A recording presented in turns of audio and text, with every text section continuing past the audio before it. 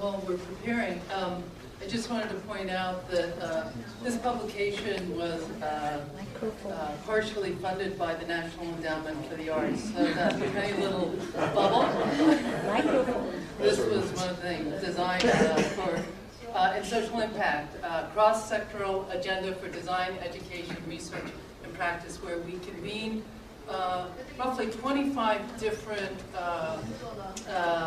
practitioners, academics, to talk about this area of design that I'm interested in, which is socially responsible design. It addresses a whole broad set of concerns which are listed here, which you've heard from the different speakers already. If anyone wants to take a look at this, we have recommendations on, from an academic point of view, where we might want to go with the education of our next generation who are interested in this area of design. So this lists this broad set of concerns, sustainability, economic policy. Is the gentleman here, can he enlarge this type? No, for me, I can't read it. Is there a way to enlarge that? Perfect. Okay, thank you.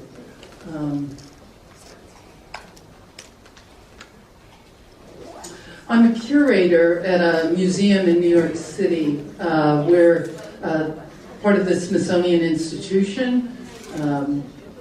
We're the only museum in the United States that's dedicated to historical and contemporary design.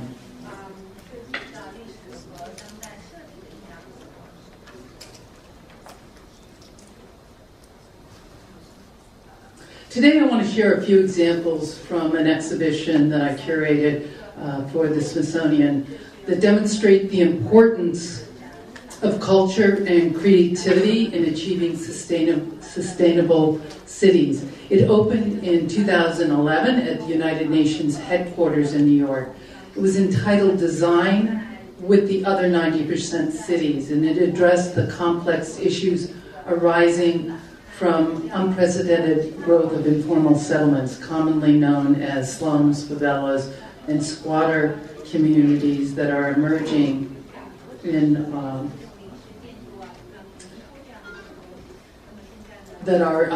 emerging and developing economies.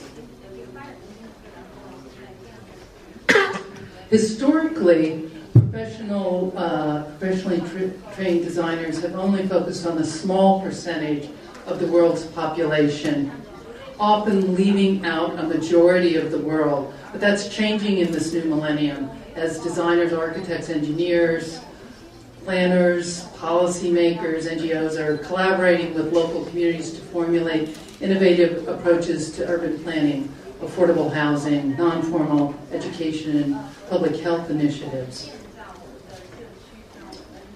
Today, close to 1 billion people live in informal settlements around the world, and that number is projected to double by the year 2030. This is based on UN Habitat statistics. This massive urban migration into crowded, unhealthy informal settlements is the leading challenge. I would propose that it's the leading challenge of this century, pushing beyond the capacity of many local authorities in cities to cope. This is a map of informal settlement growth. Most of the growth, as you can see, will take place in Africa and Southeast Asia. All of this in an increasingly climate-challenged world. The orange are the existing settlement locations today, and the light orange shows the growth over the next 20 years. People are pushed by conflict and climate change, or pulled with the hope of a better life. These urban migrants suffer from insecure land tenure, limited access to basic services, crowded living conditions, and at the same time, These informal cities are full of culture and life. More than simply places of dwelling, they are shaped by geography, history, culture, and the political climate. These cities within cities accommodate commerce, cultural production, worship, education, and play.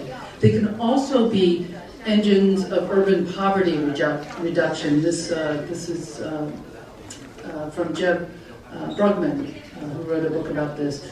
Due to their high density, low transportation costs for worker residents, high property usage, people live and work in the same buildings 24/7, along with strong cultural and migrant affiliations with the micro industries within these informal settlements. In response to this and other critical issues, designers are using numerous different innovative design approaches, including exchanging design information directly to people who need it most so that they can become their own designers.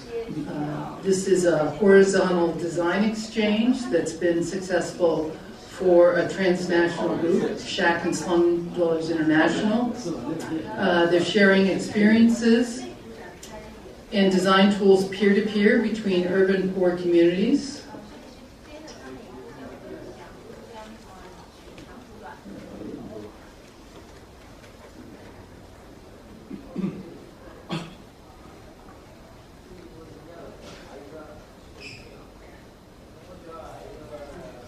Sorry.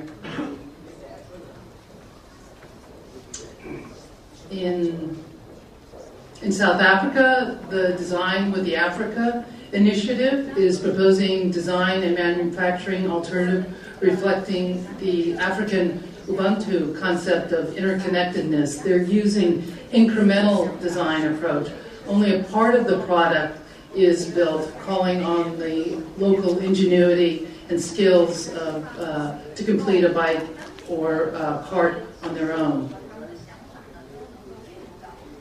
Cities throughout the global north are learning from southern cities, which are creating these innovative solutions with limited resources in challenging environments. This community in Bangkok, Thailand, has lived in stilt houses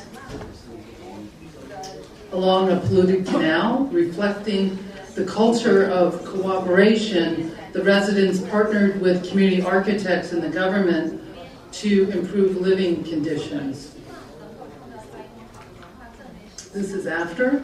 Rather than evicting the residents from this public land, the Thai government understood the importance of social cohesion so that the community remained in place.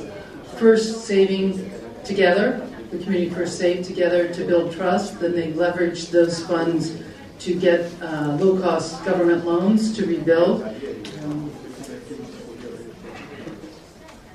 This community upgrading project has now spread to 5,000 poor urban settlements throughout Thailand, and Asian Coalition for Housing Rights is now taking it to other countries throughout Southeast Asia, including Vietnam and the Philippines. Medellin, Colombia, I've been in a number of talks over the last couple days, has come up over and over again. I think there's a representative who's spoken about Medellin. The mayor used architecture and urban design to transform the most violent city in the world to a safer, more inclusive metropolis. Their integral urban projects focus the city's resources on providing locations characterized by poverty and social unrest with these improved buildings and a new transportation system. The community engages in sports and cultural activities in the improved, safer public spaces. Conservation of local cultural production and acknowledgement of the importance of the informal sector can help to create a safer, more economically sustainable, inclusive city.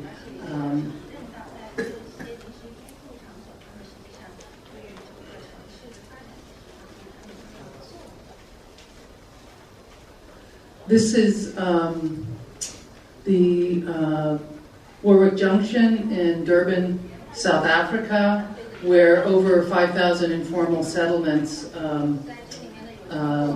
work. The government was sensitive to culture and pre-apartheid inequities, and they engaged the trainers in the planning and restoration of several robust markets that sell traditional medicines, crafts, and cuisine. This morning produce market is located in a restored heritage building. In Brazil, the Cooper-Hewitt cooperative, founded in Rio de Janeiro, favela community, designs products under their own label for the international market, expanding work opportunities for women artisans through traditional craft production. Going forward, I think it's critical we find ways to share these. These were only just a few of the examples that were included in the exhibition. This is a catalog that was produced. There's also a website. There were over 60 projects at every scale that were included. But I think it's critical we find ways to share these and the numerous other urban success stories to implement and sustain these efforts over time. And this is going to require a more inclusive urban design, responsible economic, environmental policies, culturally appropriate responses, establishing new institutions and transparent governance, improved equity and security, and land reform for a more just and humane urban world. And as we look at the post-2015 sustainable development agenda, I would propose several recommendations. Culture is fundamental to all of civilizations and our common humanity, and should be included in the sustainable development of our cities. And as we face rapid urbanization, it's imperative that we commit to pro-poor urban development, providing support for the urban poor to experiment, innovate, and scale up their own culturally specific solutions. We can build capacity at a local level by establishing community innovation hubs where local innovators and inventors are mentored and receive access to materials, bringing initiatives to scale for both local and global markets. Most countries' economies are linked to cities, establishing thriving urban centers, economically, socially, environmentally, and culturally sustainable in the north as well as throughout the southern hemisphere is imperative over the next decades. And finally, and perhaps most importantly, this massive urbanization could be perceived as 1 billion problems. It can also be seen as 1 billion solutions if we listen and learn from local innovation and culture. I'd like to end this by thanking UNESCO and the city of Hangzhou for hosting this important discussion on culture and sustainable development. Thank you.